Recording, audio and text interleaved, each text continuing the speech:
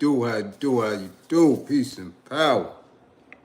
I thank the universal truth and the absolute laws of nature for guiding me, protecting me, and giving me the strength to endure the imperfect. I shall attack with vigor, making progressive moves. The divine mind knows, the divine mind shows. All things work in divine order. All things work in divine order. All things work in divine order. Peace and power to the people to struggle. As you come on in, know that this is a safe space. Know that this is a space for learning and getting learned up. Know that this is a space for educating and being educated. Know that this is a space for conversation, comments and concerns, questions and answers. Okay?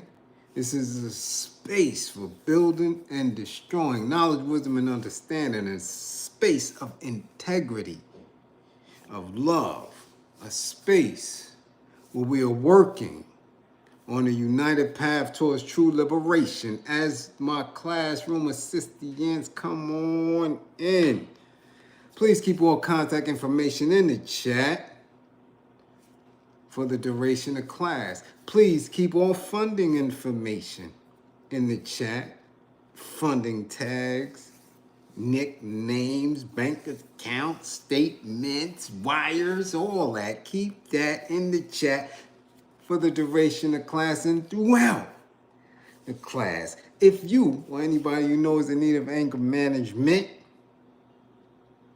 book an assessment. Don't wait till it's too late.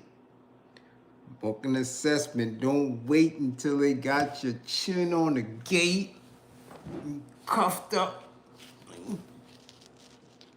Yo, hold up. Wait till it's too late. D. Haven, Irby, much appreciation for funding the war effort early. If you or anybody you know is in need of domestic violence intervention, Craig Palmer, much appreciation for funding the war effort. If you or anybody you know is in need of domestic violence intervention, please book an assessment. If you or anybody you know is in need of an intimate relationship abuse counseling sessions and assessments, please book that assessment and those sessions. Find out the warning signs, the behaviors that should alert you, the characters and characteristics that should be alarming to you. Okay? People and certain events that should heighten your awareness. Like, yo, hold up. Remember, with the information, the life you save could be your own. Let's see who's up and who's in class. We got a late class because we got some late information. Hold on, wait a minute now. Wait a minute now. Yeah, like late information. Somebody tagged the Bidens. Ooh, somebody tagged Hunter. Somebody tagged Papa Joe. Yeah, his man is about to go smoke some more. Is his money still good? I say, is his money still good in the hood? Ooh-wee, somebody about to start crunching again. Tag them, tell them to come to class. Tag Hunter. Tag Joe. Yeah, tag the Democrats. Tag them all. Tag the judge. Tell them to come to class. Somebody tag LL. Ooh, tag LL Cool J. Tell them to come to class. LL, you hummer stunting hard. Tag them. Tell them to come to class. Yeah, Somebody tag old Steve Harvey. Yeah, tag Steve Harvey. And please tag Zambia. Tag the whole country. Man, if you're Zambian or if you're close by, man, tag them. Tell them African sisters and brothers to come to class. Yeah. don't know what the hell is the matter with them, but they need to learn. So come on to class. Somebody else is here. Tag anybody in VA. And let's see if we know what's going on with that red onion supermax where you got these inmate brothers burning themselves up. Tag them.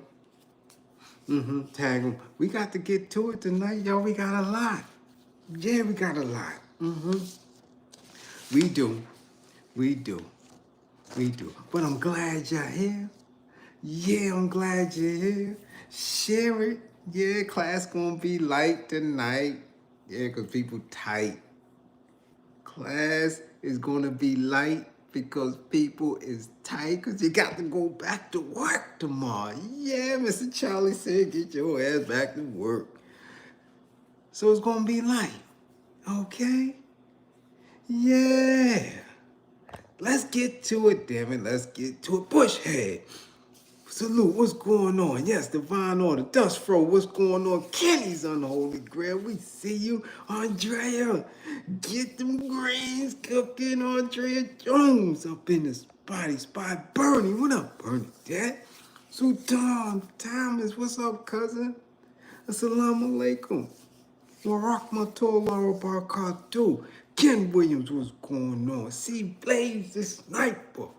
Lovely ladies up in here. We see you. Eric Carlos, we see you. What's going on? Yeah, Cool KK. Uptown Dre. April Brown, don't get fired, girl. You better get up in the morning. Yeah, we see you. DMV's in the spot. Yeah. Knife. Peace. What's going on, Knife? Frank. What up, Frank? East New York in the spot. GP. Donovan. Michael, 55. 55. We got him, y'all. 55. Bionic Prince, what's going on? Junebug, 55. Junebug, 55. Yeah. WMH Radio Show, what's going on? Grandmaster Rodham, 55. Yeah. We know D. Haven, the General. The Inspector General. Yeah. Nigel Marcy Howard's in the building. What's going on? Everybody, make sure you go to D. Haven Irby YouTube and subscribe. We getting ready to build that. Build that YouTube page right on up. Get the merch. Check out the DVD. Check out the documentary. Check it all out. Yeah. Let's get to it. Tierra T's in the spot. What up, T? CDP, what's going on? Rick Gatlin, what's up? Reese Palmer, what's going on? You in the spot? Philly, let's go, Philly. King Hayes, what up, Hayes? We see you. Who? I will. What up, eh? Kevin Willis is in the spot. George Johnson is in the spot. Hood Mayor, peace almighty, what's going on? Gemini 9, what up? Levi, yeah. Threats, Chris Threats, what's up? Ronald Tucson, 55, Ronald, 55. Yeah, we got him, y'all. Yeah. Spurs fan, Javi, yeah. What's going on? We see you. What's going on? We see you. Yeah. Punisher, what up? Listen, we see you. What's going on? Listen, we got to get to it. Straight to it, man. Now I know. And I know my brother Lai's going to get me, but I don't care. Lie, your man is hummer stunting. I'm going to tell y'all right now, we're going to get right to it. LL Cool J came through hummer stunting. I don't know why they get on these old fake platforms and start grandstanding, coming at throwing subs at individuals. I couldn't take it. Now you seen in class, we made the comparison between the careers of LL and J.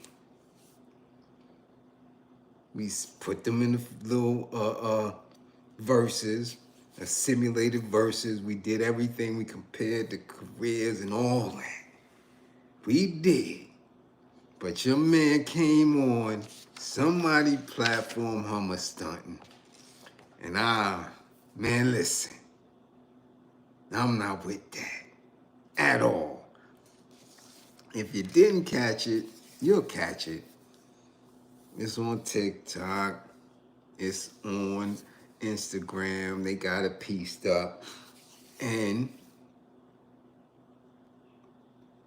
he was asked about where he stands, where he sits. In the realm of hip hop. And it's funny, because just yesterday I was watching the documentary on the Rocksteady crew battling dynamic rockers, and so nostalgic. But not to get sidetracked, they asked LL about his legacy, and he said, one day people will realize that I am the most important rapper that ever existed. And I said, woo-wee. He said, humbly, but not humbly. I said, ever existed? Come on, LL. Nah, homie, had me scratching my head. And was very, very serious with it. And he went on. Like he said, people will realize that LL Cool J is the one who had all of the truck jewelry, the shines. You know, I was the first one with the champagnes and the ice, and I'm like, hold on, the diamonds, and you know, I was first this, I was first that, I was first this, I was first that, and I'm like, truck jewelry? Nah, I had to go into the archives like, no, sir. No, sir. No, sir. Ever? Nah, homie. Nah. The most important rapper, you had truck jewelry? So you know what I had to do. Nah, I had to go into the archives, man. Nah, Tyrone. L was out. He was out before Slick. See, I'm not going to shift the goalposts. I'm not going to create a narrative that could be debatable. You understand? Yeah, Slick was the heaviest, right? He definitely was the heaviest. But remember, Slick solo career didn't blow until 88. Now, been out since 84, 85. We're gonna give him that. But truck jewelry, he was no sir. As you can see in the thumbnail where he got them little nasty ass little chains on. Them little nasty, come on, son. You see the little tiny nasty chains that he had on in 85, 1985. Them little shit you get from Jamaica Ave. Them shit you could just, you chop them in the chest and the shit wrap around your hand. That's how you bang it. Yeah, a lot of y'all don't know that. Because, y'all might not have been schooled in the technique on how to get shines. especially in the clubs. You know what I'm saying? You just chop somebody in the chest. That little nasty ass herringbone or them little thin ass ropes are wrapped right around, and then you just pull. Bop! Real easy. You don't drop it or nothing. It goes right around your hand. You got it. Chop, boom. Close your hand, pull, bop. That's it. Them little nasty chains he had on in 85. Where, if you look at the same year, the people who were in hip hop, you will notice that one of the largest acts, the platinum selling Fat Boys out of East New York, Brooklyn, had big truck, herringbones on, big, thick ropes with medallions on it. So all that, you starting that? No, sir. No, sir, LL. Your hummer stunting. That little nasty chain, we see it. We see it. I don't care what type of search you do. DuckDuckGo, Google, whatever you do. 1985, in rap, in hip hop, whatever you want to label it as, you will see the Fat Boys. Thick ropes, chunks. Yeah. Thick ropes. Pieces on it. Yeah, Kool Rock-Ski, Buff, Prince Marky D. Thick herringbones. Okay? Not to mention, we already know Running D had the thick herringbones with the Dita on it when LL was still with them little nasty ass Jamaica Ave chains. You did not show no one how to floss, sir. No, you didn't have on no shines, sir. Your shines came after. After. Okay? Way after. Way after you tried to catch up. Because when the Fat Boys was running around heavy, right? That Sonic was wearing some heavy chains too. Okay? And by the time Rakim came through, him and Eric B, remember, there was a space in time that LL fell off. Nobody was checking for him. Time Rakim and Kane came out, and KRS, and you was on your way out. You had to reinvent yourself, son. You was not that dude. We're gonna make sure, maybe in Queens, maybe in Cali, in Middle America, where you had the power of that label behind you. Like you said, you was the first artist on Def Jam, and we'll give you that. You certainly was. As a solo MC, you shift the paradigm. You shook up the game as a young person. But you wasn't heavy. We can go right to Crush Groove. You didn't have on no thick rope, no herringbone, nothing. You had a little nasty ass chain. I wish I had. We don't even have it in here. I don't even have a lamp. You know the old school lamps with the chains that you know, some of them shits, they remember back in the days and you and your pops had a 1978 Granada or some shit and you could pull a light, or in the cabs and shit. He had one of them little thin shit like this. You was not wearing the herc. No, sir, Al, you wasn't. We can all go to Crush Groove when you was talking about box and all that. Wasn't no herc on. Fat Boys was heavy. Yeah, Fat Boys was heavy. So you didn't influence nobody with that. We're gonna stop that. We're going to stop that, sir.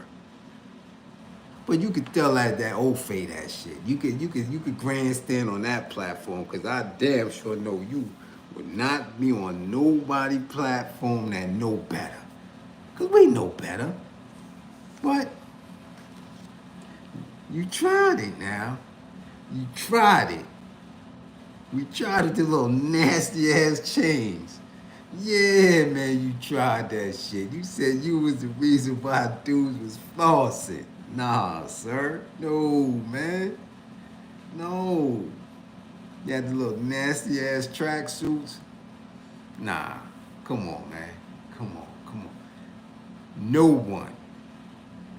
Then, no one at your climb, no one at your apex, no one at your decline. There has never been an era in hip hop, in commercial rap, where you had dudes saying, I want to dress like LL.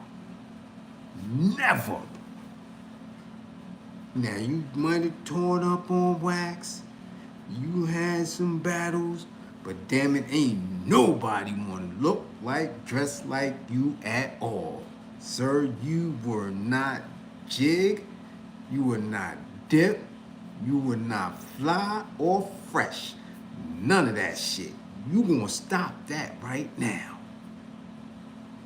Yeah, you gonna stop that right now. Nah, son, nah, I wasn't trying to dress like that. You ain't influence nobody like that. No, sir. No, no, no, no, no. Nah. Damn sure it wasn't us in Brooklyn. Nah, man, we was fly. I don't know what you talk about, sir. But you said a lot of stuff. Again, you was the first one to show people how to, get brand endorsements. Now, you wore Kangol. Yes, you do. Yes, you did. But that wasn't the flyest Kangol. Niggas wasn't wearing that shit. Anybody that wore that out the way, he's like, that was the cornball Kangol. That was the old school dude coming home from Sparford Kangol. You always knew if one of them had on them Kangol. Those are dudes that was getting in trouble. You ain't even had a beaver skin joint. You had the regular shit. And when dudes had, you gotta have the beaver skin Kangol. You gotta have the Kangol cap. You dig what I'm saying? That was flying BK. That was flying Harlem. Not that round. You used to wear the shit round. Like you used to put plastic from the cleaners and shit in there to make it round and perfect and put that. Nah, son. That wasn't fly. That's why that was your signature look. You had that shit on. We had one dude in the whole of East New York that ran around with that shit, and he had a box. And that's what we called him, the fake LL. And he had the big arms in the box, and he walked around like that. That was that dope, nigga. Nah. Son, that wasn't it. You wasn't getting no broads looking like that in the town. No, sir. No, sir. So please, stop that. Stop that. I don't recall you getting any brand endorsements for Kangol. I don't remember that at all. I don't remember Rick getting no branding. I don't remember Kangol doing that as a company.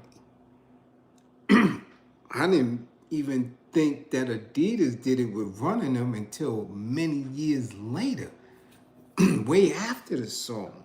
Because Adidas didn't give them that gold Adidas. That was David Brenner. He gave them that. Okay? So I don't remember none of that, Al. I don't remember none of that. That you were such a fashion statement in hip-hop that you had a whole bunch of people running around looking like L. No, sir. And you had to do it. You mentioned the troop suits. Now, troop suits, the troop sweatsuit, son, come on. You really went there? Adidas tracksuits was it. They was lit for a long time. Even when Puma and Nike first came out, they tracksuits wasn't really knocking out the Adidas tracksuit. True shit looked bootleg. And I was mad as hell that Stetsasonic was rocking that shit. But again, they were older. They were the older guards. So we excused them. But they ain't wear that shit in the hood. You said you made Troop a state. Come on, Al. Nobody was wearing. Who was wearing Troop? That's like dudes wearing triple fat gooses. You was, come on, Al. Stop, Troop. You went there, and you went there and that old face smiling. Yeah. He don't know. You was not coming through the East, Brownsville, Bed-Stuy, Red Hook, nothing with no Troop sweatsuit on. You, sir, are stunting. Somebody tag him and tell him to come to class. LL Cool J, you are hummer stunting, talking about Troop sweatsuits. That shit was not it. Not at all. Not in Detroit, not in Chicago, not even in Seattle. Nobody was wearing no damn Troop sweatsuits, just you. You, sir, you. No one thought that was fly. Nobody was going to take money and dig pockets and wear no, you can't, sir. You can't, I dare you. I dare you or anybody from Queens, anybody from Hollis, anybody from South Jamaica, anybody from East Elmhurst, Left Rack, and QB, I dare y'all to show me any picture of any of them, even Shan, any of them in a Troop suit, Troop sweatsuit. You ain't show me a young 50 Cent, a young Curtis Jackson in a Troop sweatsuit. Show me. One picture. Show me. I dare y'all. You won't show me that. You ain't got it. You ain't got Black Justice in no Troop sweatsuit. You don't have Q-Tip in a Troop sweatsuit. None of them. I'll pay y'all. Show me a young 50 Cent in a Troop sweatsuit. I'll wait. I'll wait. You wasn't wearing no damn Troop sweatsuits. Show them. Show me. Show me one picture. You ain't going to find it. In Queens wasn't even wearing no Troop sweatsuits.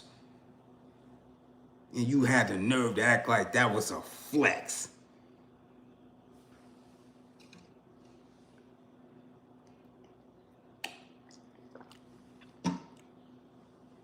Show it. It don't matter the era, because when we was young, we tried to look like the older dudes. That's just what it is. Older dudes had BVDs. We had to rock BVDs. Older dudes had Pumas with the fat laces. We got Pumas with the fat laces. We try to look like the older dudes. 50 of them is not that much younger. Q-Tip ain't that much younger than L. They seen him. They looked up to him coming up. Y'all not gonna find no Queens dudes with no Troop sweatsuits in they pictures on 42nd Street at Great Adventure. None of that shit. Latin Quarters, Union Square, none of that. Find it. I'll wait. Troop.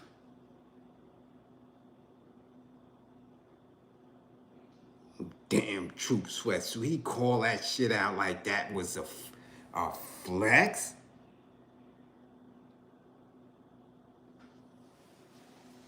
We ain't doing that.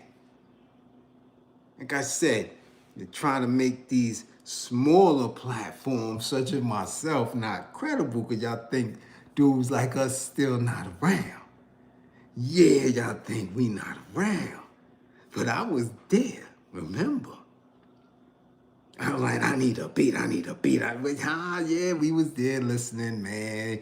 We was there. I'm of a certain age. So I know for real, when he was still wearing them damn troop sweatsuits, we was already rocking Fila Velours, Gucci Velours, Sergio Tacchini's. Stop playing, Al. There's nobody gonna say that you was the most important rapper that existed, and you said in the very next sentence, you was rocking troop suits. You crazy. What's going on, man? Troop? The big troop on the side of your thigh? All the way to your ankle? T-O-O-P. Nah, son. No, that was not fresh. Puerto Ricans wasn't even wearing it. So you know that shit. What they was, man, back in the days, we ain't gonna act like we don't know. Poppy and them, y'all used to wear some wild shit. We wore the thick laces. Y'all went extra. Y'all got the extra wide 4-inch thick laces, and y'all went a little extra with it. But I ain't see no Puerto Ricans in no troop suits. I might have seen them in the spot belts and some lottos and shit, but I ain't never seen them. Nobody rocked that but Al. I don't know why you thought that was a flex, man. Come on, son. You gonna stop. Now, you launched Def Jam. We're going to give you that. We're going to give you that. But hold on. If you going to say that you launched Def Jam as a solo artist, you got to take Grippergate too. That means you set it off. You set it off. We're not going to take the good, son. You're not going to take the bad. Because we know Def Jam was the beginning of Grippergate. You can't sit up here and talk about you launched Def Jam with Russell Simmons and Rick Rubin, and we know that they are Grippergate. Sir, don't tell on yourself. We keep telling y'all that this social media space is very difficult to navigate. Because y'all keep forgetting that what you say here is permanent. And people do a lot of fact checking. So if you started Def Jam, sir, you also started Grippergate. Yes, sir. Yes, you did. And there have been many allegations about that Tower Records penthouse apartment. Yeah. We know you and Russell Simmons had the workout gym in that apartment.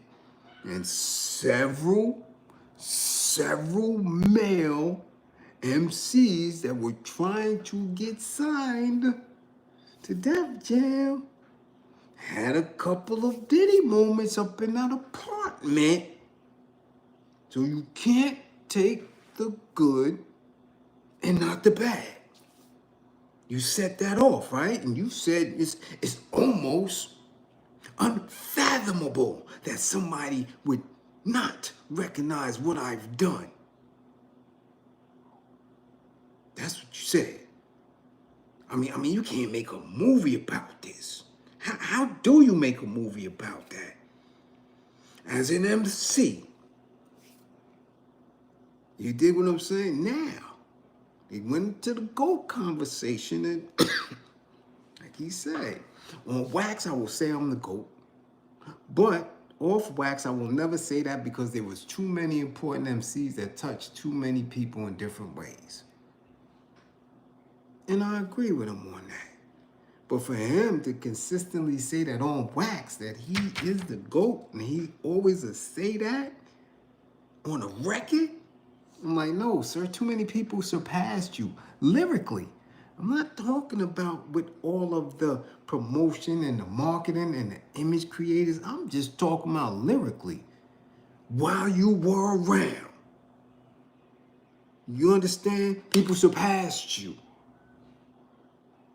Okay? We're not talking about Michael Jordan here, where he was on a court And every time he was on the court, no one surpassed him. We're not talking about that. We're not talking about somebody who consistently was the best in his craft while he was moving. Sir, you was not. You just wasn't. You weren't. Rakim passed you lyrically. KRS passed you lyrically. Nas passed you lyrically. Okay? These are people who passed you lyrically on wax. On wax. So no, sir, you're not the GOAT. No. No. No. That's the difference. The argument would have been there if you would have never came out past maybe 1995. Then we would have made that argument. Was LL the GOAT? But since you consistently make records, like you said, you don't do the movie thing. You did the TV and the records because that's what you brought to the culture, to push the culture forward. So in that space, and you're still making records, you just dropped an album that did very well this summer and wasn't dated. It was decent. So that means you're still in the game, you're still doing this, and you're not the best. You're not. Lyrically, they came past you. So we're going to stop that. We're going to stop that, okay? Not even as catalog, not even in catalog. We're not even going to say that because a lot of his albums was not one through, sit, listen through. I could give you several of his albums that 5 or 6 songs is decent. 2 or 3 is bangers. The rest you're not feeling. And then I could put it, you could go through Ye catalog, you could go through J catalog, you could go through Ghost catalog, you could go through several dudes' catalogs that you're not gonna skip through shit. I'm just saying that. I'm saying it. And then he said, well, I brought love raps to the game and I started that. I was first with that. And again, okay. But I can't stand I Need Love. Never liked it at all. Never liked the video. Never, y'all seen it. I did it in video breakdown. Never liked it. I'll take Shan's shit. Left Me Lonely way over I Need Love. And that's for real. You can't even compare the two. You can't. Shan's is much more gutter. Much more truthful, all that, you know. He's ripping down the poor fathers, going in the daughter bedroom. What do I tell you about these rap guys? Come on, son, come on, cut that shit out. I never liked that bullshit. Get out of here. You're not doing that. Come on, stop.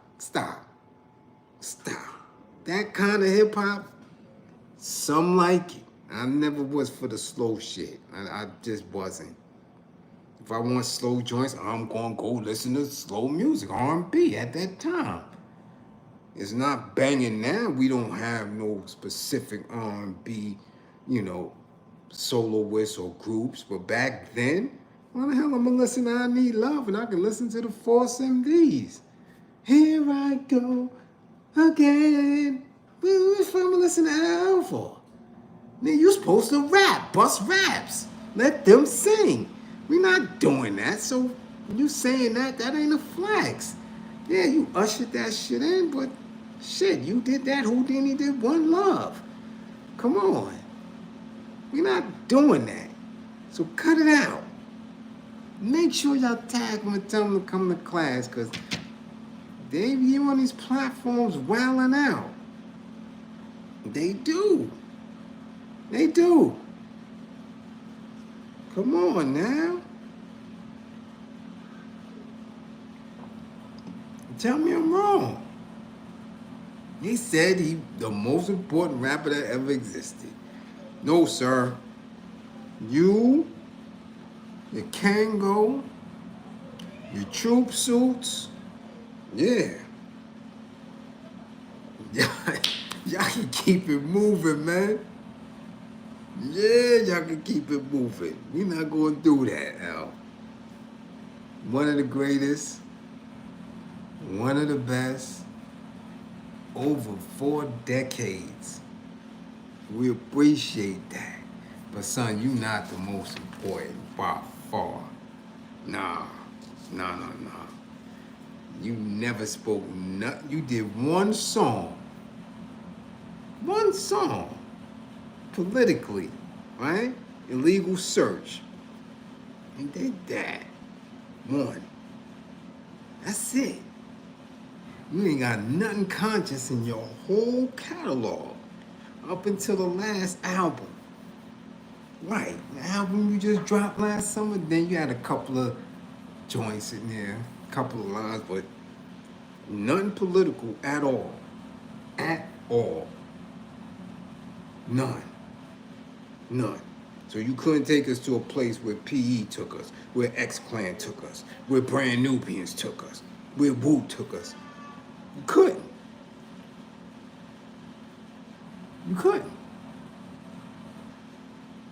You understand what I'm saying? You ain't take. So you had an L for that. You understand? Yeah, Steady B was on his ass.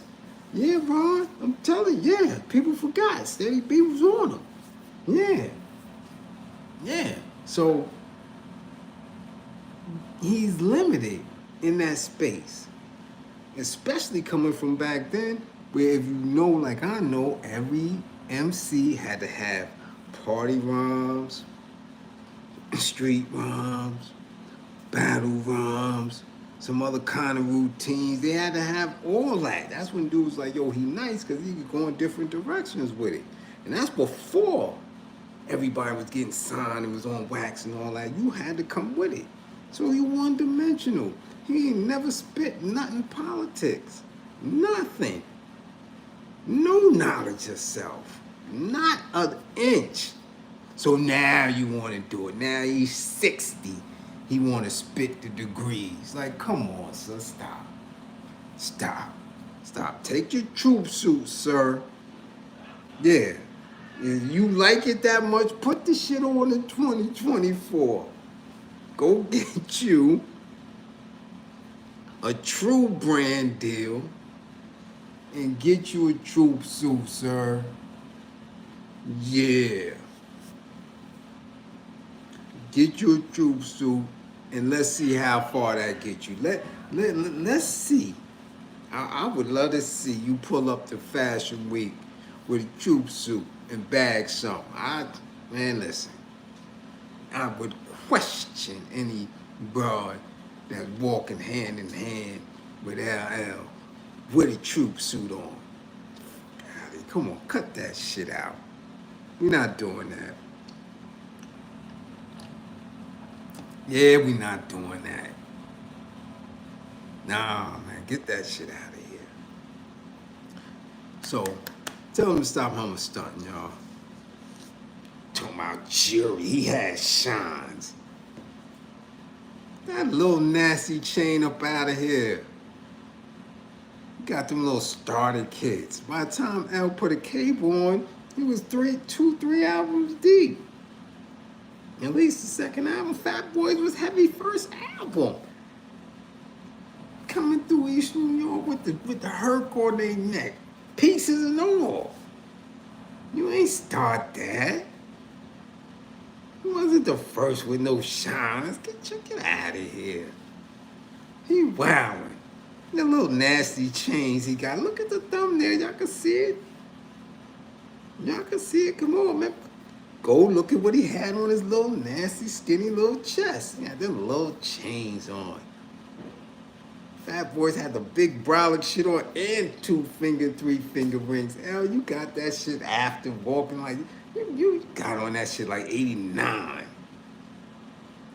Come on, man. Then you want to get the L. We was already in the street wearing four-finger bricks and all that. That's old, son. Come on, man. So stop it, Al. You wasn't that. You tell these people that because they wasn't there. I was there, kid. Okay? We was in the streets, kid. We was going to Canal Street lifting dudes up for their shit. Come on, stop. Stop. Stop, son. By the time he got out of that chain, he had the little, the little nasty two-finger shit. The shit was about this big. Little nasty two-finger shit. Nigga, we had 3-finger bricks. You do it. 4 fingers and all that. Big shit. You trying to stunt. Cut it out, man. Y'all old rap dudes need to stop. Y'all don't know me yet. Y'all don't know this platform yet. Y'all haven't seen it. Until I get in your face, you're like, oh, that's that kid that used to be in Union Square. Oh, that's that kid from the quarters. Yeah. Yeah. So y'all can stop lying to people. Like y'all was built. Y'all wasn't built. I wish I would have had. You think he would have been running around with Herc on his neck? Queens? Come on, y'all. Come on, you cut that shit out, man. Nah. So we gonna move on, cause I don't want to have y'all up too late. All right, cause it's already late. All right, I don't want to do it to y'all. Nah, man. Yeah, we not gonna do it to y'all. So what's up? What's next? Huh? Yeah, my memory is razor sharp. Razor sharp. Because I was traumatized. I was in them streets at a young age, traumatized. I was very intelligent and observant. I don't forget shit. And I had a diary, right? As my senior year assignment in English, my English teacher made us all get journals. So I have a diary from 1986 to about, I went to service to about 1989. And then I was away for so long. I got letters from when I was in the service, got letters from when my people first did their little bids, letters from my first bid. I don't forget at all. Razor sharp. Listen, when you're of that age, you don't forget the first anything, especially when it comes to hip hop. You don't forget that. That's how we birthed it. That's how powerful it was for us. It still is to this day.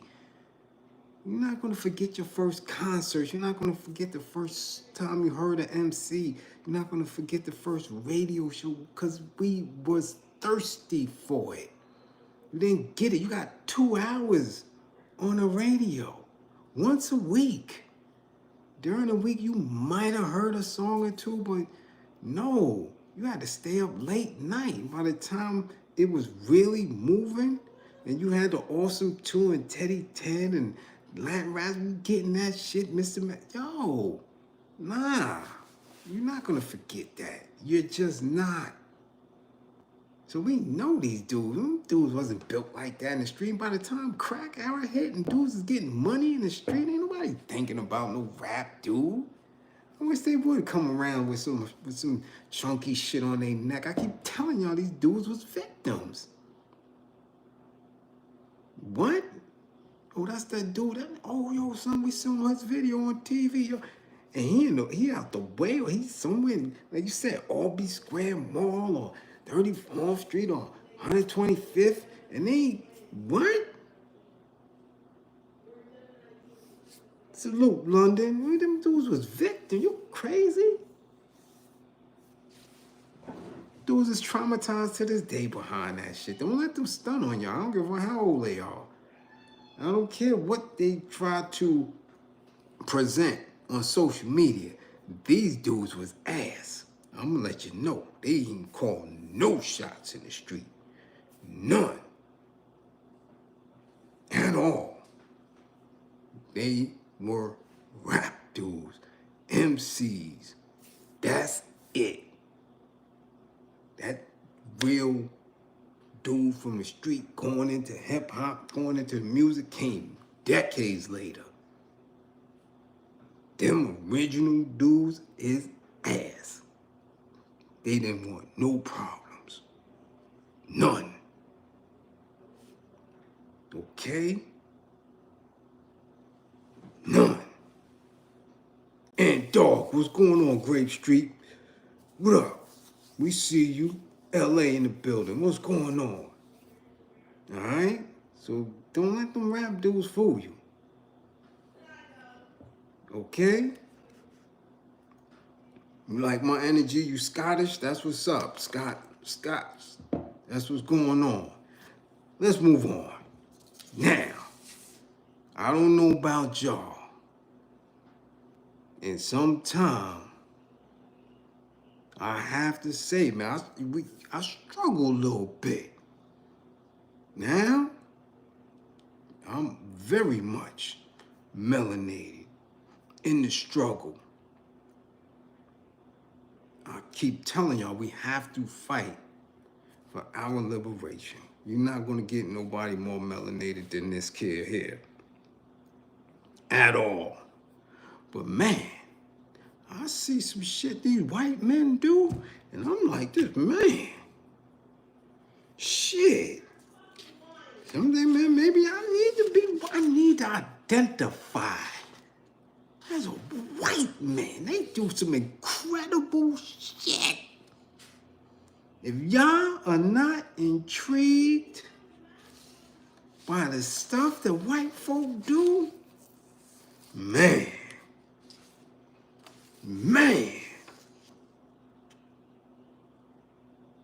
come on now. Hunter Biden, damn it, got a pardon. Listen, we seen this man smoke crack cocaine, crunching buggers, crunching, smoking, live on video, pictures, still shots. He got the stem in his mouth like that. How the fuck? Son, he got a party. Now come on, man. Y'all don't... This is us now. This is class. You don't think for 1 second that you just wish you could just rub a little bit of that off and be a little white. Man, just identify. Even if you can't rub it off, you want to identify as a white man, especially when it comes to the justice system. Come on now. Don't act like you don't. Don't act like you don't. His damn father said he wasn't going to do it. He said it. Now look at what he said. In a statement, Joe Biden said, "Today I signed a pardon for my son Hunter for what he called, check it out, for what the president called a miscarriage of justice." Now, a miscarriage of justice? Son, the man was in the spotty spot with ladies of the evening, smoking krills. Do you understand that? What kind of miscarriage of justice? What kind of shit is this? He was smoking so bad, shit coming out his pores. He had so much of that shit in his system, he had little melanin patches, like he was getting dark. Cocaine coming all up out his skin. Miscarriage of justice? Come on. Let's continue. From the day I took office, I said I would not interfere with the Justice Department's decision-making. And I kept my word even as I have watched my son being selectively and unfairly prosecuted. President Biden also mentioned political opponents in Congress whom he credited for instigating the charges and for ensuring that a plea deal composed in July fell apart in August.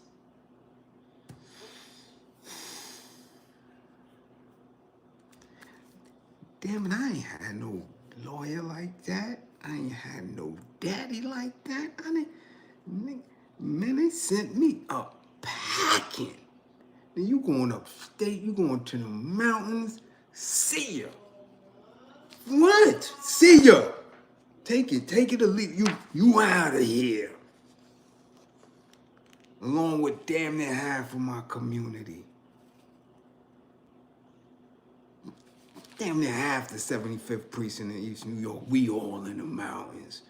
Brownsville, Bed-Stuy, South Bronx, Harlem, Queens. In the mountains. None of us on tape. Y'all ain't even have. Y'all bullshit camcorders back then. We ain't had nothing on tape. This nigga got laptops full of him smoking.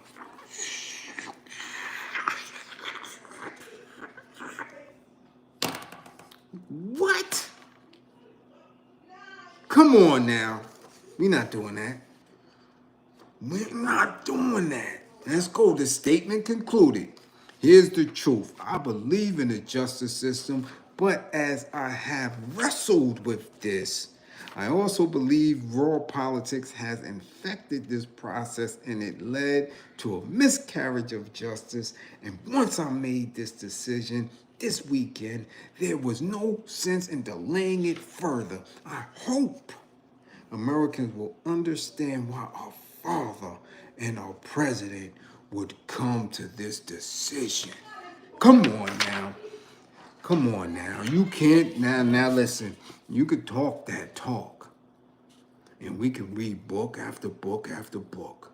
And listen, and I'm telling you, man, maybe 10 hours ago, I just watched James Baldwin, I'm Not Your Negro. Just watched it.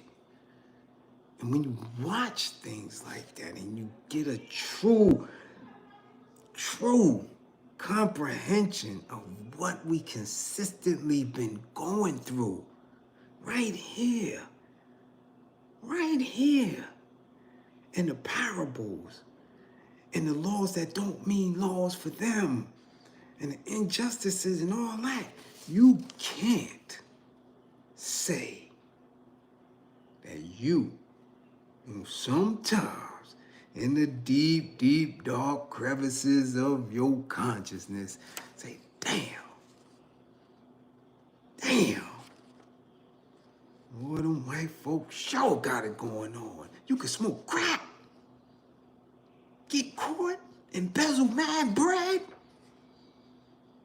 steal from government's money, millions, and walk scot-free, and I guarantee you he'll go be smoking by the end of the year. This is me, y'all. This is me, y'all. I know some of y'all black men. I know some of y'all black men was sitting in court, going to trial. People offering you, you want to take this 15? Shit, like, I know, man, one day you was like, damn, man, wish I could just yapple-dapple and turn into a white man real quick. Yeah, y'all did it, damn it. Yeah, you did it. Yeah, I know you did it. Y'all was facing some shit. I know dudes. Yeah, y'all did it. I know you did it. Come in here with that shit. Listen, we gonna continue. Over the summer, a jury found the younger Biden guilty of 3 felony counts related to his purchase and possession of a firearm while addicted to drugs. And in September, Hunter Biden agreed to plead guilty to 9 tax-related charges, including 3 felonies, on the eve of what was expected to be a lengthy and grueling trial.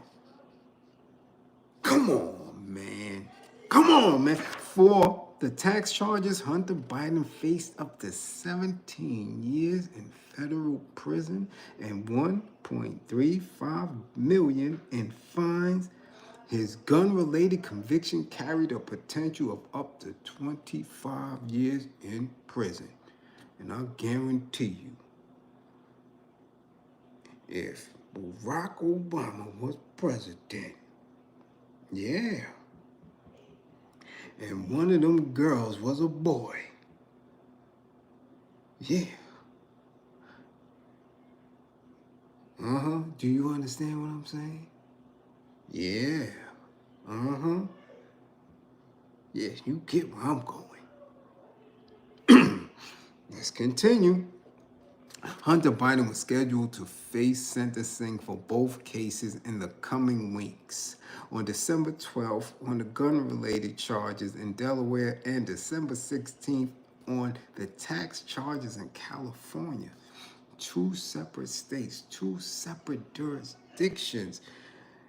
And his pops with the pen. Come on. Come on, man.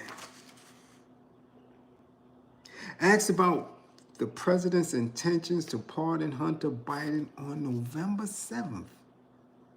Today's the 1st.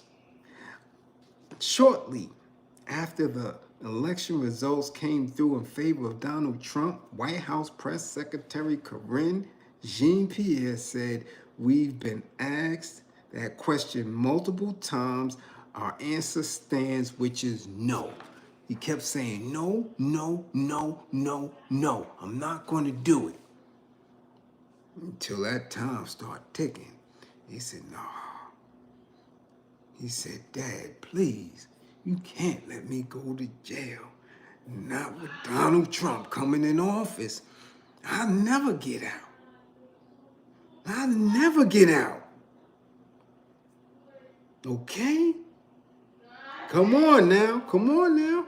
Y'all not going to sit here and tell me that you don't think, come on, man. Come on, I know y'all do. I know y'all do. I see it in you, because sometimes you act a little old-fashioned. So I know deep down inside you be praying, saying, damn, man, I wish I was one of them. I wish it was one of them. I get all my cousins out. I get my mans and them up out of jail. I do all type of stuff if I was one of them. Yeah, I know you do. You said it. Don't come over here in class stunting. You said it. And I know you said it. You're not gonna act like you didn't. We're not gonna do that. Okay? So, there you have it. A white man can catch gun charges while under the influence, while addicted, can smoke in your drawers, in your tighty whities, get caught with the stem right up to your mouth with some broads now, broads, and walk scot-free.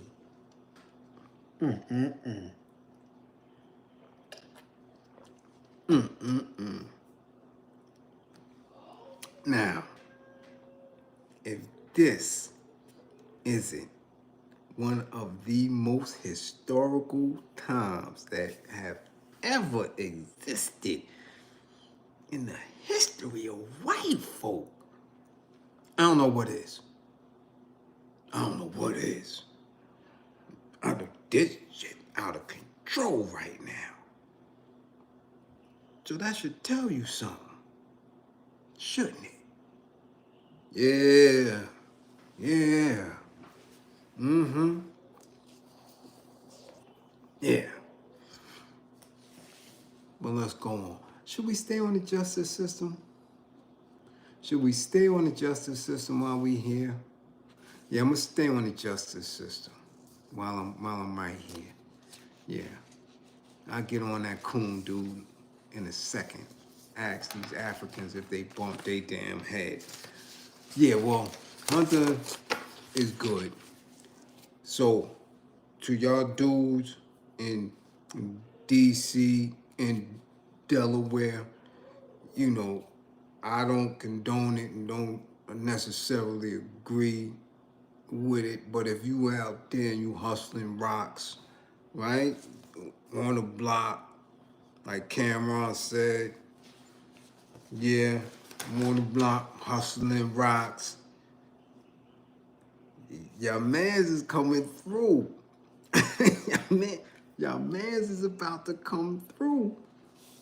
If he ain't come through already. Then he got pardoned, about 4-5 hours ago? He coming through, y'all. You know what he coming, so.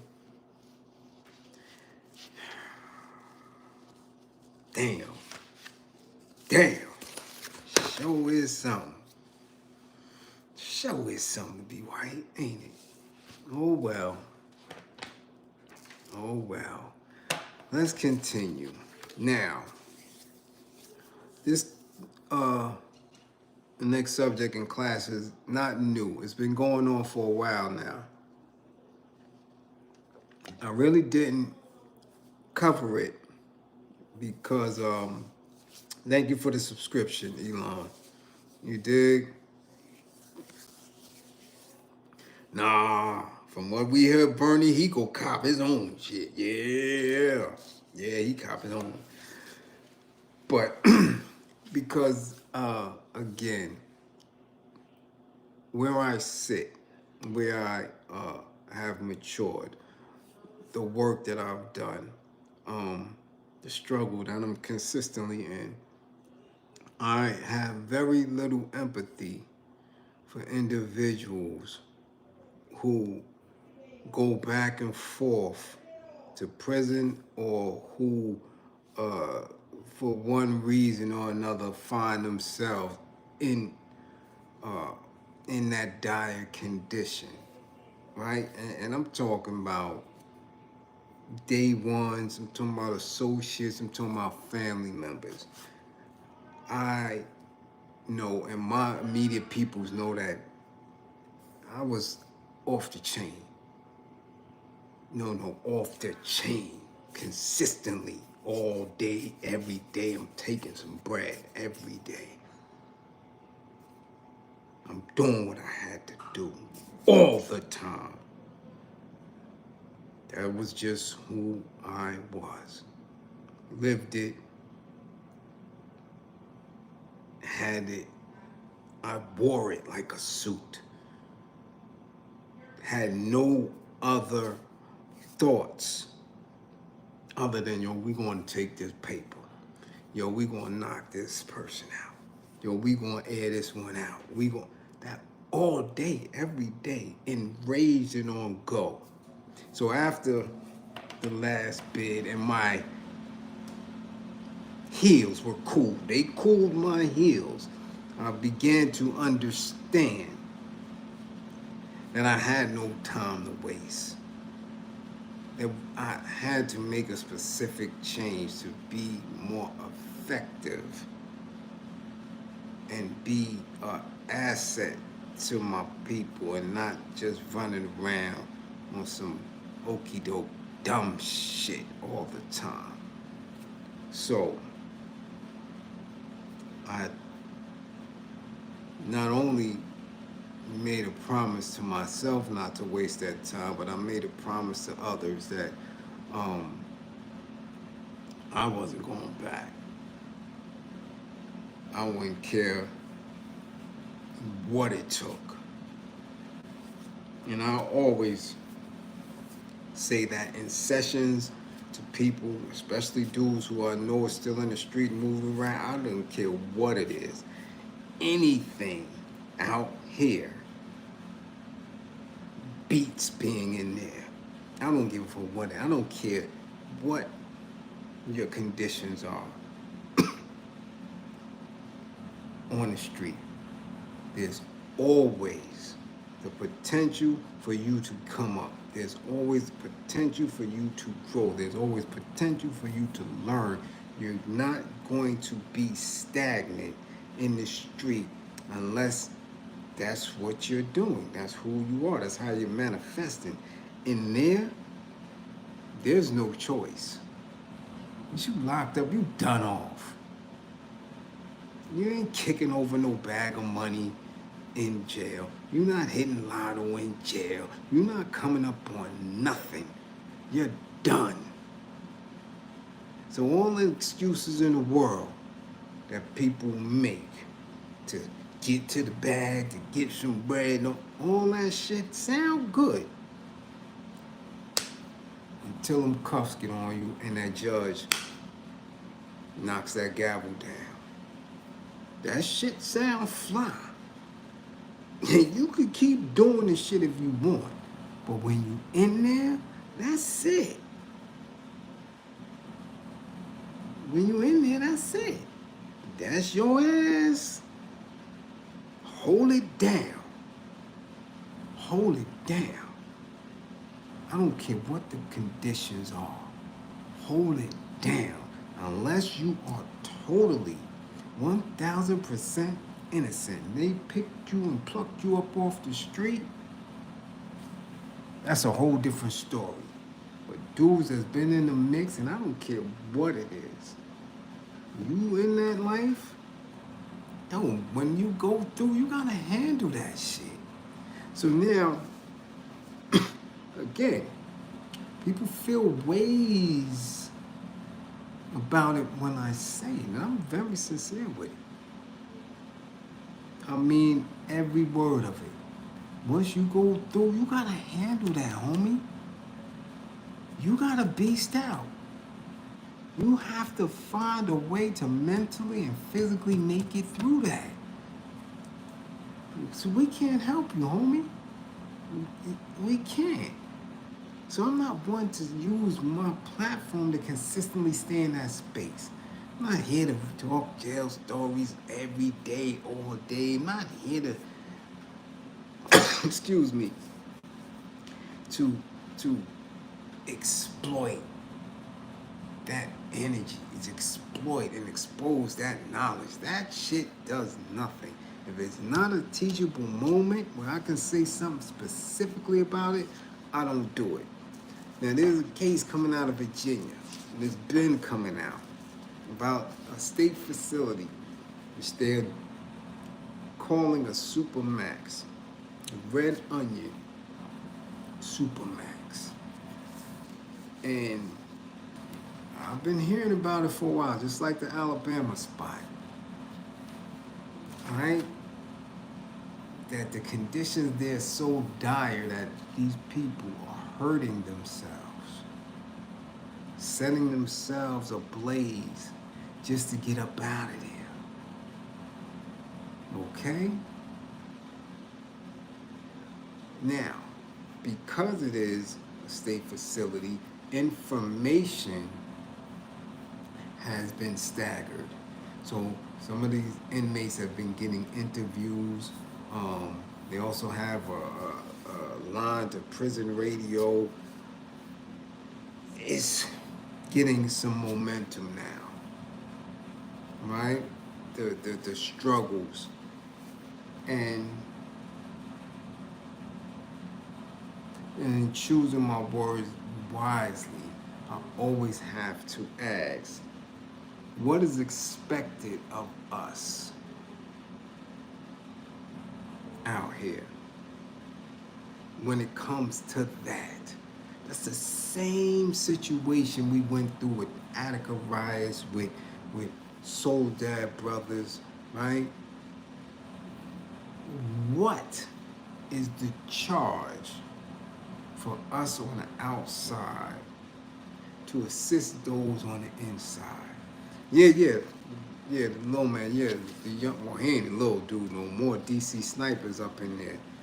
Yeah, he definitely is. What is the charge though, right?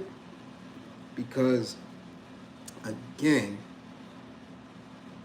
people fail to realize that that's steel, that's concrete, that's a prison. We're talking about a jail. We're talking about a jail. You literally have to have people on the street who are so militant, who are so politically savvy, who are so militarily minded that these are operations that need to take place in order to give these men any assistance. So let me just read what's going on in there. Okay? It is said that 2 inmates set themselves ablaze in September, citing racism and abuses. The hard and inhumane conditions at Red Onion were so intolerable that he and others were setting themselves on fire in desperate attempts to be transferred away from the prison.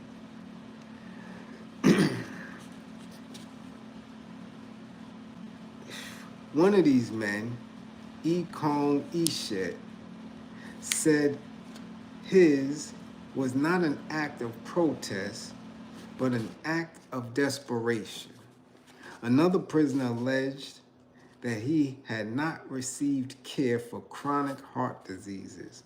That prisoner, Charles Coleman, suffered repeated physical, verbal, and psychological abuse and denied treatment by Red Onion guards and medical staff.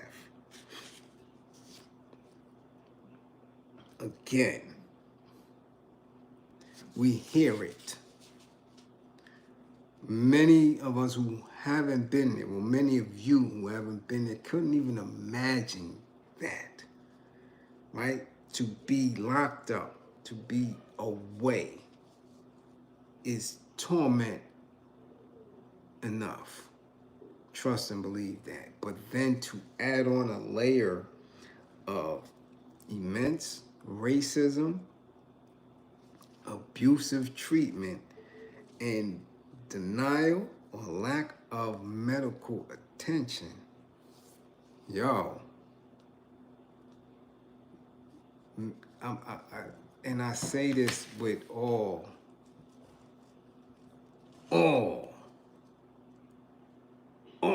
intensity. You can't imagine it unless you've been through it. Your mind cannot conceive that type of pain, that sense of desperation, that sense of despair. You just can't get it. You have to be so militant in how you're sitting in a space like that. Yo, again, how do we deal with this information? What is the ask for? Because I can do this all day, every day. We can consistently build a platform and talk about jails and prisons and, assisting and stuff like that. But what would that do for them? Me talking about this right now, tonight, with 144 people in here, which might not even get 2,000 or 3,000 views. How does this assist them?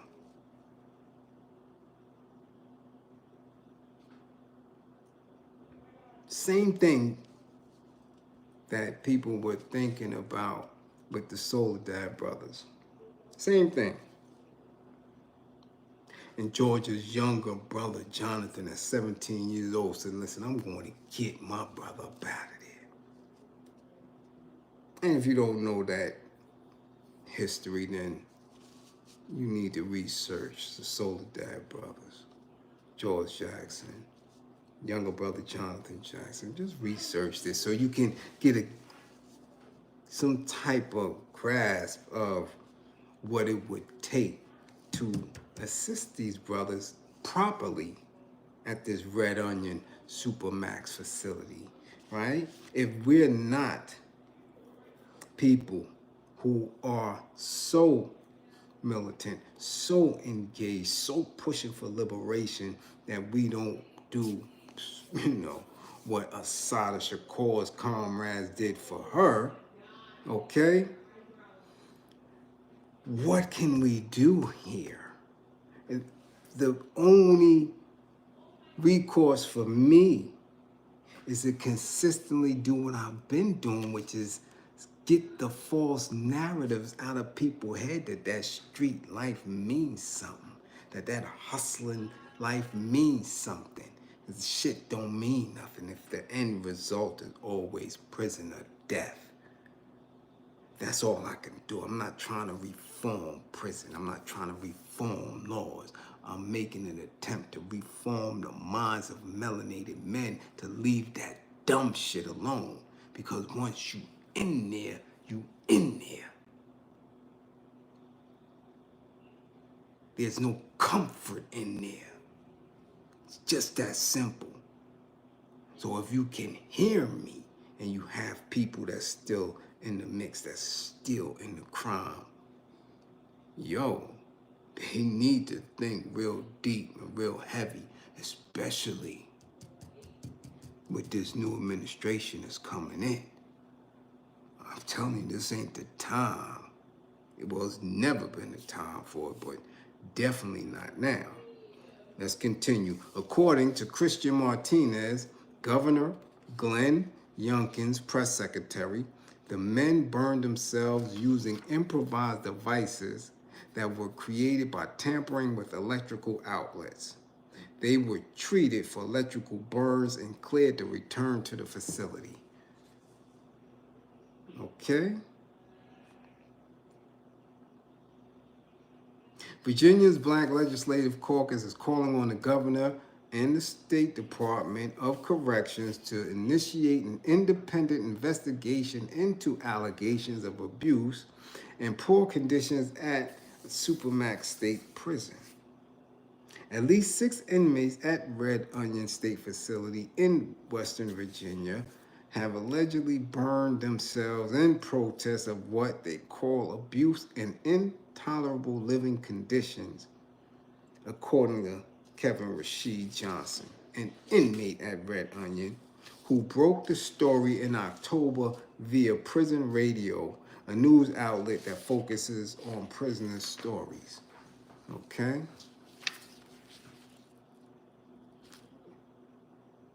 There's there's never been human rights. There's never been human rights.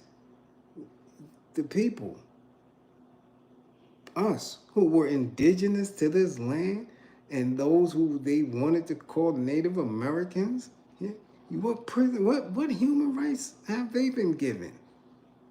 You made movies, Lone Ranger Tunnel, you made movie after movie about the Old West and going out for the gold rush and taking these people's land and carving, right?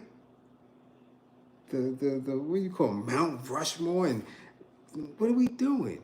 You know the story of Crazy Horse and Sitting Bull? What human rights? These old fays don't believe in that unless it's them that's under the gun. There's no such thing. That's game. There's no such thing. It's human rights. They don't care about that. No. Your ass in there, you in there. Whatever treatment you get, that's what you get.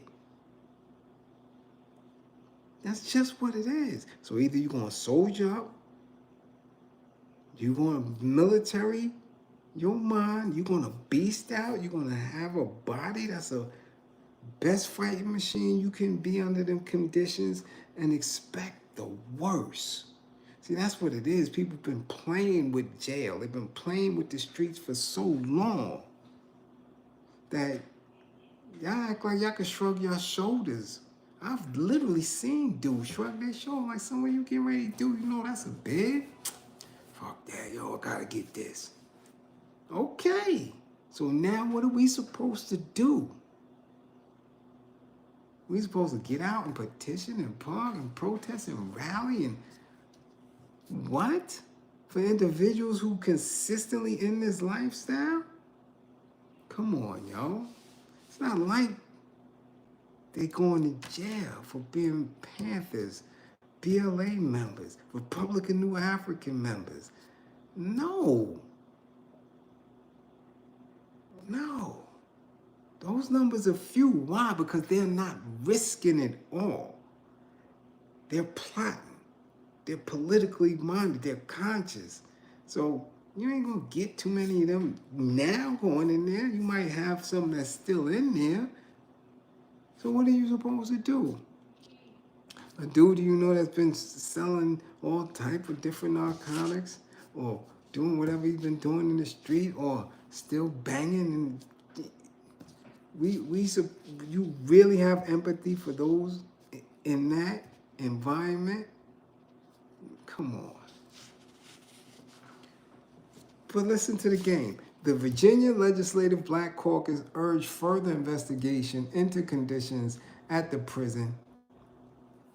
Okay? The caucus legislative director told the news that while at least 6 men had self-immolated since September, as many as 12 have harmed themselves in this manner since 2023. So you under dire conditions. You're not getting the proper medical care. You're being abused. What logical sense does it make to harm yourself? So that means that you're not thinking logically.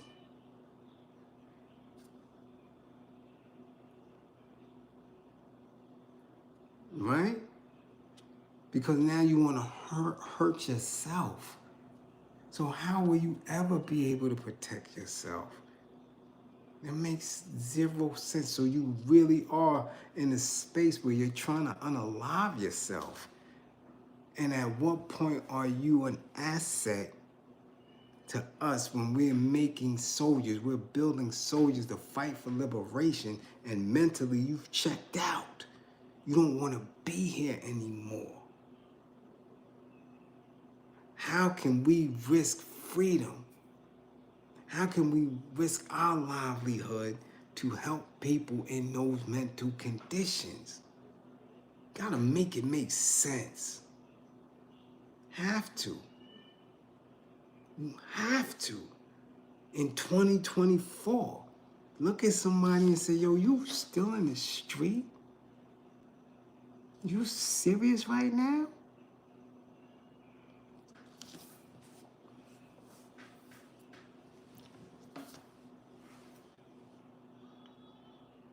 For real, where we going at with this? You have no other aspirations. None. This is what your brain, you sat and thought about this while you were blowing or intoxicated and said, this is it, this is my life, this is what I'm gonna keep doing this. But no end result. What's the end result of that?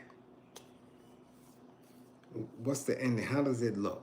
So if that's your choice, if that's your decision, if that's what you're going to do, when you get knocked, that's it. That's it. What do you want me to do? Because as the conscious and woke person, as the individual that is pushing for liberation for our people, we wasn't in your plans when you did whatever you was doing, when you were breaking any laws. Whatever you was doing, you did that for you. I've never met none of those dudes. That era is gone. where they were in the street funding liberation efforts. That shit was missed. That wasn't in my era. You understand? So you wasn't doing that for me. You trying to keep up with the rappers. You was trying to keep up the flaws for these little dusty, mature BBL getting chicken heads. You wasn't funding the war effort.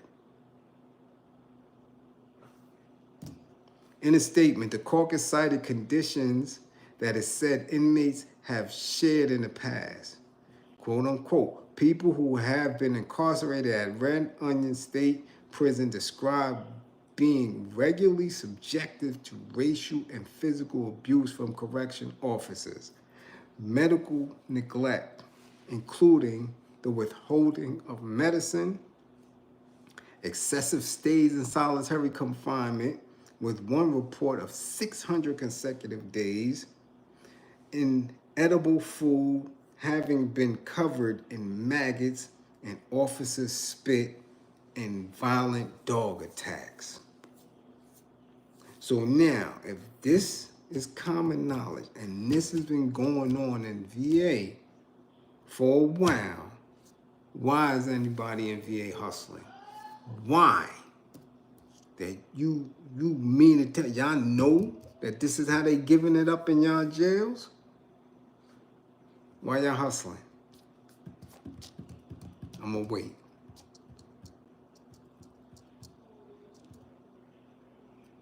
Why? Why would you spin the block? Why would you believe in anything that a drill rapper? Why would you believe in any hustler? Why would you believe in any of that? Knowing that this right here is your fate should you get knocked.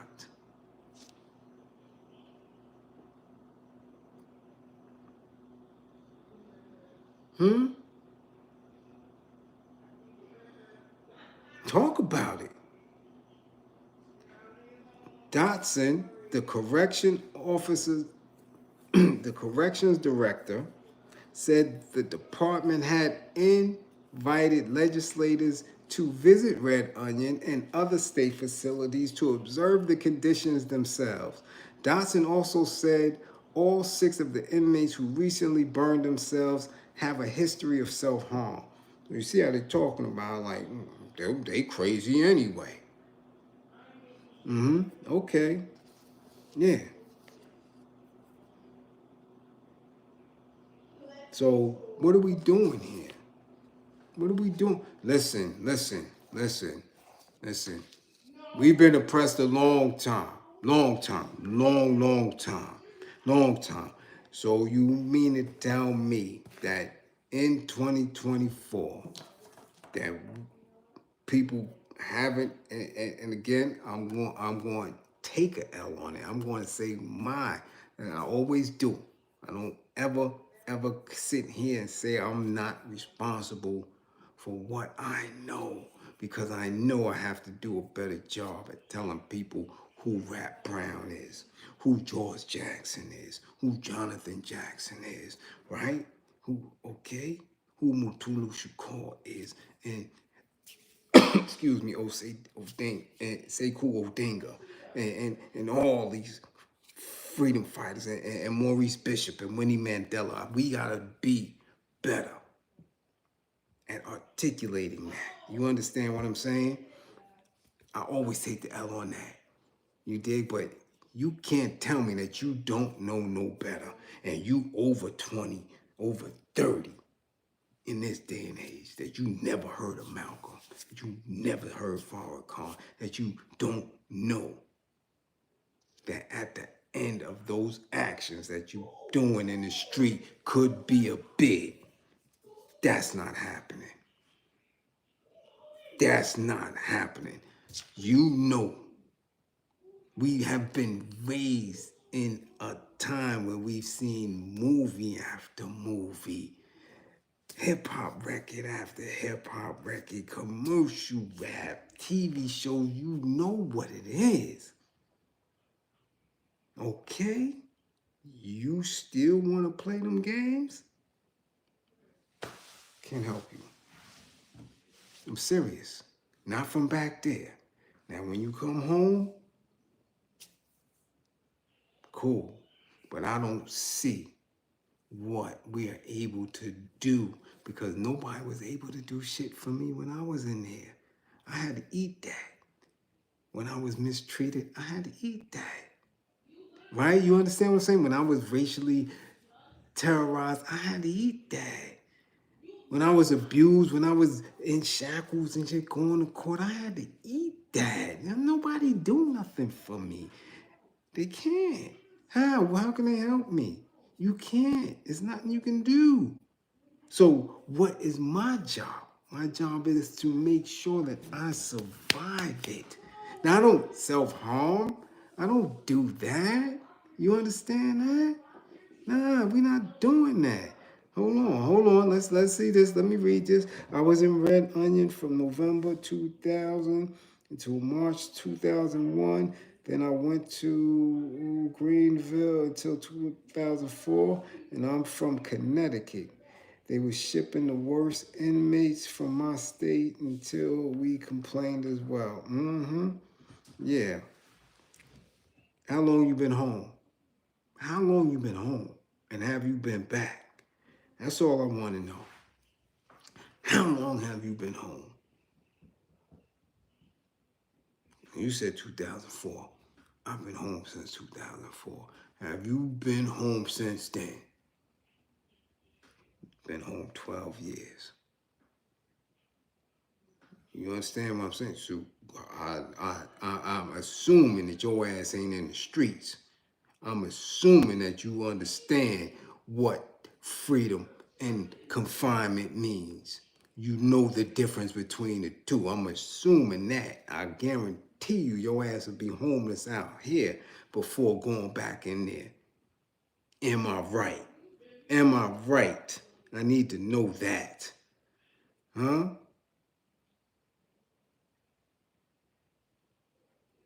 Came home August 2012, huh? Mm-hmm. Yeah, you sat your ass down, didn't you? Yeah. Yeah, you sitting down. I guarantee you that. You sitting your ass down? Yeah, I'm sure you are.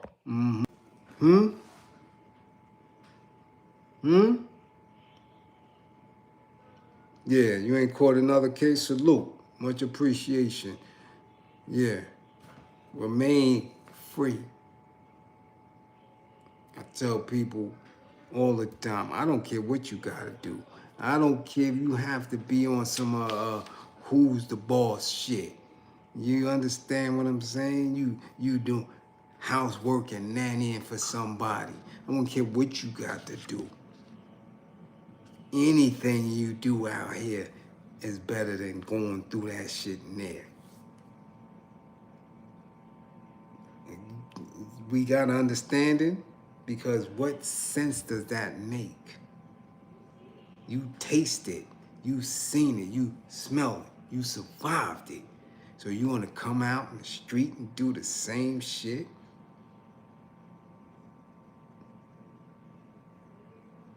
I don't think so. I don't think so, because at that point, who has any type of compassion? You understand? Listen, you create opportunities. You create opportunity, man. Your community ain't no different than mine. None. You create your own opportunity. I'm dead serious.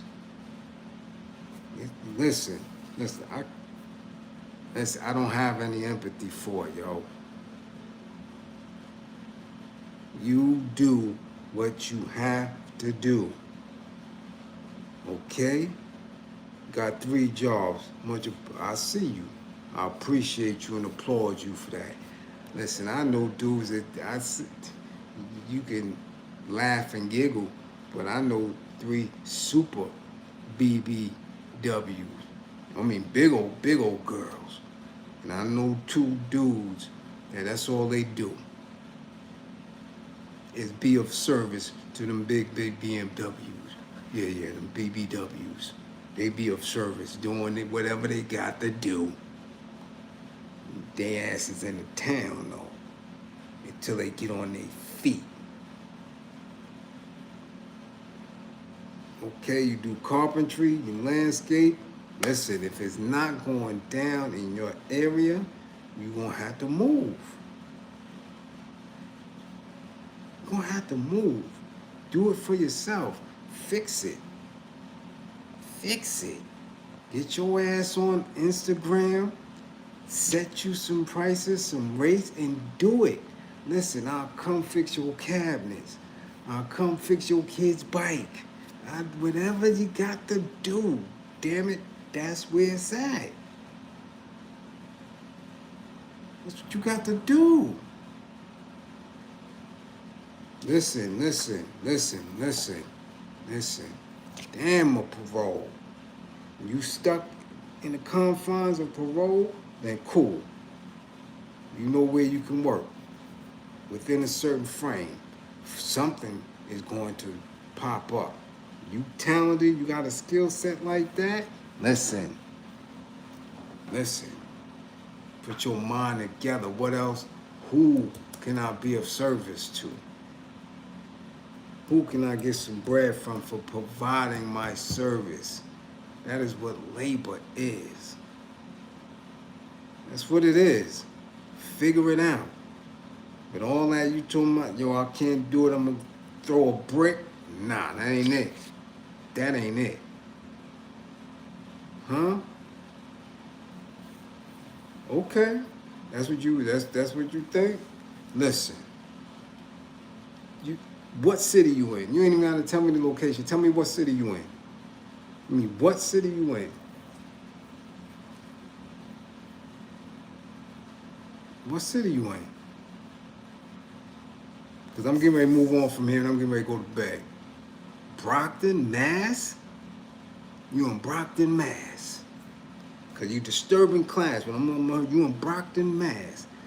Listen, it's a lot of, you in Brockton, Mass. Wasn't Who's the Boss?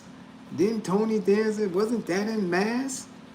There's a whole lot of women's out there. A lot. In Mass. A whole lot. They working, they can't get their laundry done on a regular. They may not have time to keep their house together. Get your ass out there and get you in somebody's house.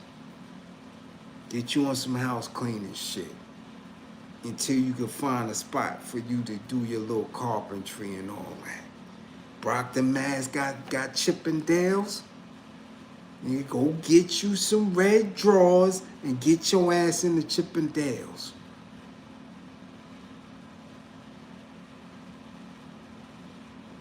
Yeah.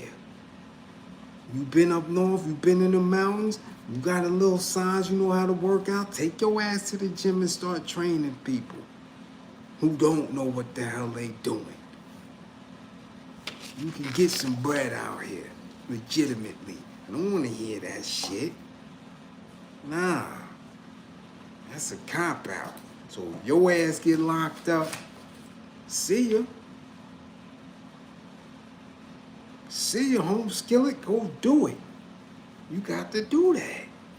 Because you didn't want to sit back and put a plan together and make it work. But you put a plan together to go do a crime. That don't make sense. It's a whole lot of single women in Brockton, Mass. Damn it. Yeah.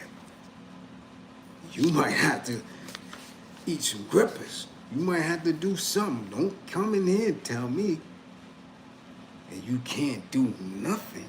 Nah. Dudes that been behind the wall can always do something. There's always something you could do. Because that discipline enough, you survive that. So when you gotta eat a little ass, go eat a little ass. Do something. But you don't be no sucker and do something that's gonna go back to jail. That ain't hip. That ain't cool. I bet then you sit there and think about, damn, I could have did this. Damn, I could have did that. Yeah, you ain't talking to no slow leak over here. I've seen dudes come home and do some incredible shit from nothing.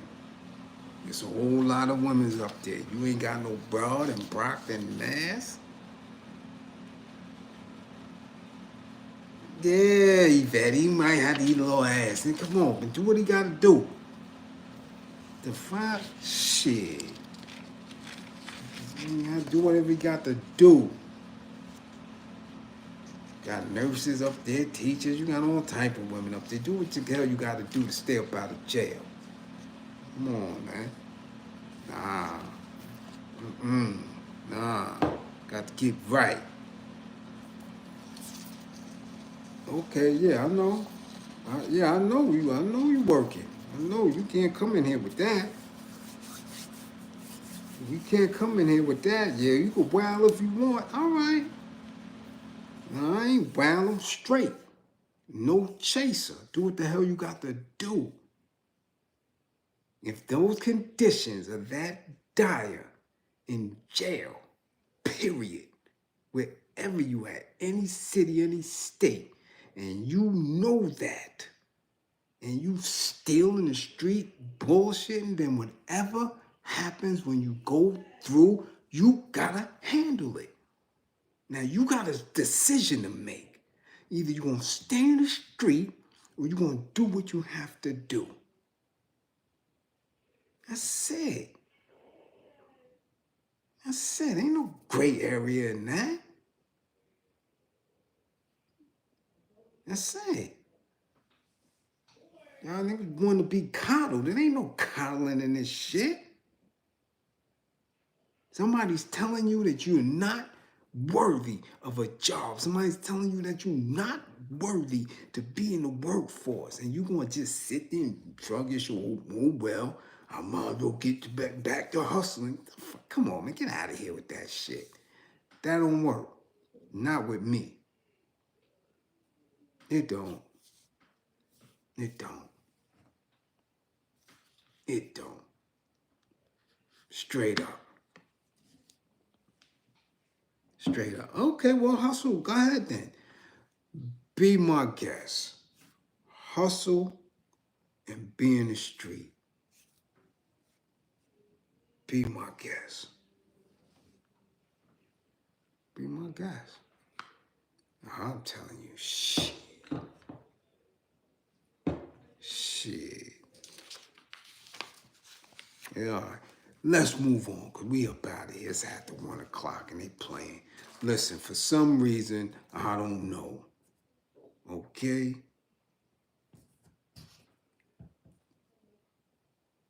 The great nation of Zambia. The great nation of Zambia found it in their brain to invite burger ass Steve Harvey to the country to boost tourism or whatever the hell they thought they was going to do.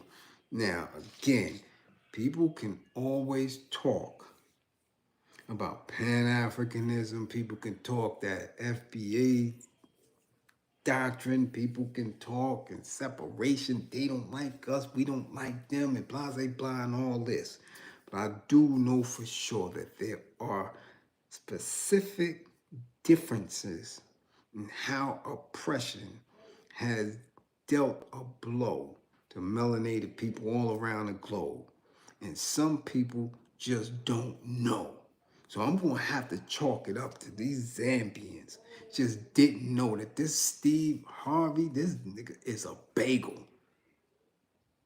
A bagel. Why in the hell would they think anybody, we don't listen to him, we don't rock with him, but y'all invited him and he disrespected the president?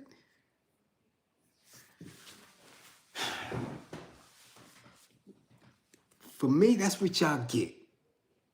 Because nobody's saying to me come through and speak to Zambians, to tell them what's going on here and what's, and what information I can get from over there to really build some type of united front. Y'all go to these dirty, dusty celebrities who don't have nothing in their heart good for you. Their only objective is to be closer to white folk to see if they could get some money for white folk and try to get them a little piece of it. That's it. Why the hell would any nation? Steve Harvey? And he didn't have enough coof with his country ass to know how to present yourself? He wouldn't have did that shit in Germany. He wouldn't have did it in Ireland. He wouldn't have did it in Australia. He would not have treated the European the way he treated an African. And they sent his dirty, dusty ass over there. Y'all called for him. Y'all called for him. And this is what happened. Y'all called for him. The president welcomed American actor, television host, author, and businessman, what business, I don't know, Steve Harvey, to State House yesterday. The meeting focused on exploring opportunities to enhance Zambia's tourism sector, leveraging Mr. Harvey's vast network, particularly among African American travelers, as well as his global influence. What global influence does Steve Harvey have? African American travelers. You think Steve Harvey could come and tell us to start going to Zambia because he says so? See the disconnect? See the space that they in? And this is why Pan-Africanism has such a difficulty with getting motion. You understand? Because a president of Zambia, Steve Harvey? Steve Harvey. Steve Harvey. Y'all said, hold on, let me see this. Y'all said American actor, television host, author, businessman. Y'all didn't say clown. He's a clown. He's a comedian, a clown. So y'all sent for a clown to come to Zambia and was shocked that he didn't know how to behave in front of y'all president? This clown. You see the titles that y'all throw around? Actor, television host, author, businessman. Y'all ain't say clown.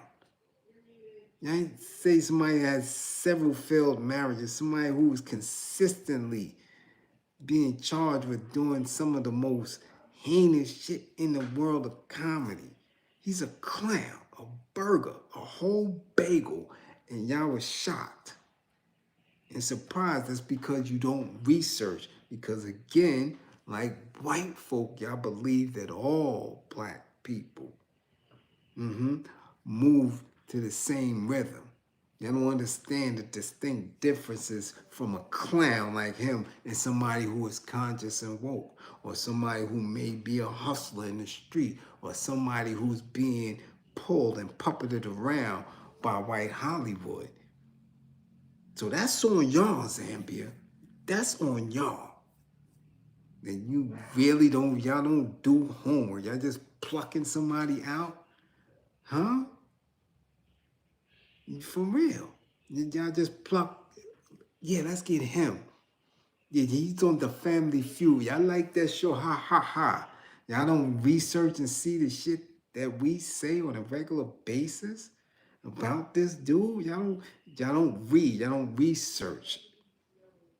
And that goes the same for some of us who make those broad, vague claims that, oh, Africans don't mess with us. And you gotta research, man. Stop running with opinions and trying to make it factual. We need to do this. We have to be excellent educators of ourselves if we're ever going to be liberated.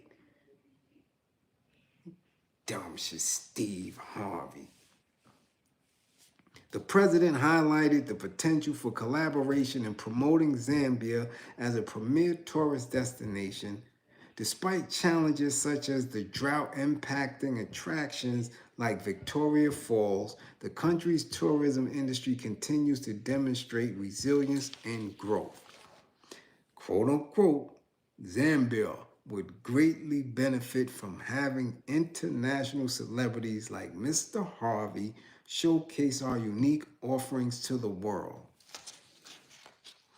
Y'all get him. He couldn't even tell us to go nowhere in Ohio. He gonna tell us to go to Zambia? Come on, man. You need to do your homework. For real, y'all get hard. Bad enough, Denzel can't tell us to go nowhere. There's nobody, we don't listen to these celebrities to that degree. We don't. Not at all. Not at all. You would have been better off getting Snoop. Serious. You would have been better off going to get a rap dude. Y'all go get Steve or Harvey. Come on, yo. That shit is hilarious. So that's what y'all get. This is what y'all get for not really being in the mix with everything that y'all have at y'all disposal. With Twitter, with Instagram, with YouTube. And I'm going to tag Zambia in here. I don't care how many times I got to tag Zambia in the description and all that. Because y'all need to hear from other people before y'all make moves like that and get your president disrespected. Shit don't make no sense. Steve Harvey, what he got popping right now to make y'all go say that? Y'all gonna get him. Anybody would have been better off getting 50 and letting 50 Cent do it. It's Steve Harvey? Yeah. Y'all get what y'all paid for. I bet y'all won't do that dumb shit no more, Zambia. I guarantee you that. Learn the lesson then, huh? Yeah. But as always, classroom assistants, much appreciation for holding it down on this late Sunday. Now it's Monday. Don't get your ass fired, because I can't help you. You understand what I'm saying? Don't believe in me. Believe in my belief in you. All right? Make sure you come back to class with all 10 fingers and 10 toes. You dig? If you're trucking, if you're driving, pull over. Wipe the cat shit out your eyes and go to sleep. Okay? Don't be trying to drive through. No, sit your ass down. And it's cold. It's going to be cold in the morning up here. Yeah, up here in the tri-state area is brick. Dress warm. Dress warm because we got class all week.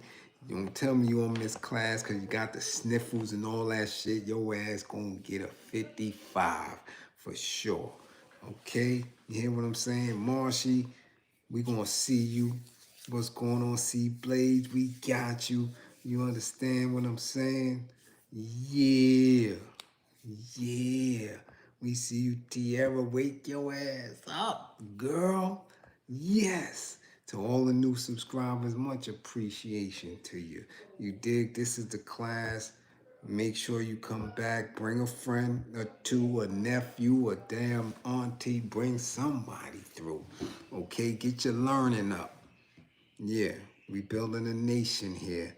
Not no play shit, all right? Andrea, what's going on? Yeah, oh, you getting ready to cook, we getting ready to go to bed. Time to sleep. You dig what I'm saying? And dream of liberation, plot of liberation, a melanated nation without the Ofe. You dig what I'm saying? So share it. Again, if you donated to the war effort, much appreciation to you. If you didn't, same appreciation. We'll catch you later. Okay? And 55, gang. Get y'all